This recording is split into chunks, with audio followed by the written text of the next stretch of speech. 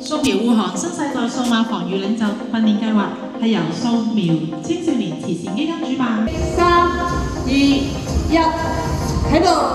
恭喜掃描護航新世代數碼防禦領袖計劃正式啟動。我哋先請鍾先生係啦。我哋覺得咧，即係網絡安全應該由小着起嘅。我哋其實就真係好排除萬難，亦都多謝好多唔同嘅各界啊朋友嘅支持。由一個非牟利機構變成一個慈善嘅機構，咁啊，即係當中都好多唔同嘅排除萬難啦。簡單嚟講，我哋都係希望去推動呢個網絡安全呢啲小朋友啊咁樣。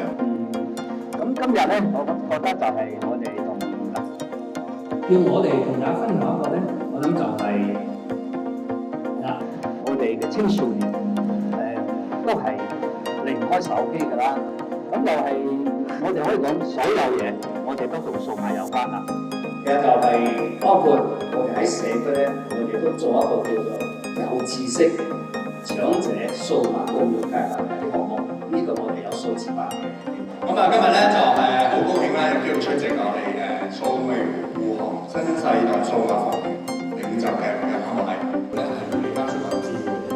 咁第二樣嘢咧就係釣魚嘅網絡釣魚咧，其實喺日常生活裏面已經出現咗，亦都係作為一個數碼防禦嘅領袖。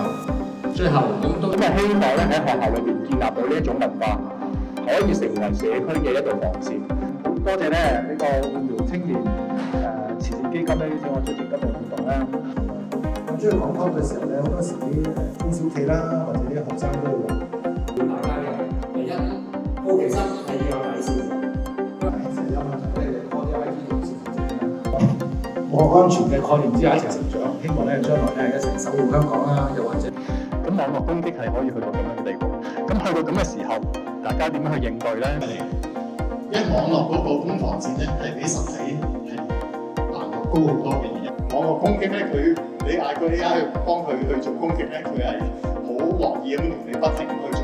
到 AI 其實係一個我哋而家生活上面應該係一個不可或缺嘅一個好重要嘅一部分。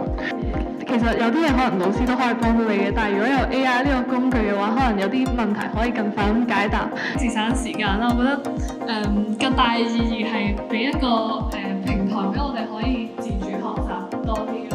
即係我覺得即係佢可以俾即時俾一啲 feedback 嚟。暫時我覺得先喺個 AI 學習嘅一個介入點啦。希望就可以透過掃描啦、數學素養呢一個嘅委員會咧，咁我哋出一分力。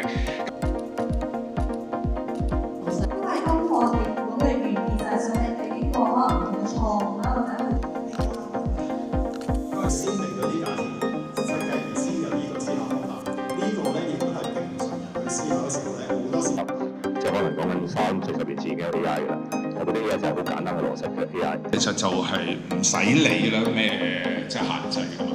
同學最緊要咧就係我考試嘅時候，因為我用嗰啲工具學分高，可能以前就話互聯網係啦便利啦，近年之間嘅距離變咗嗰啲資料實在更多。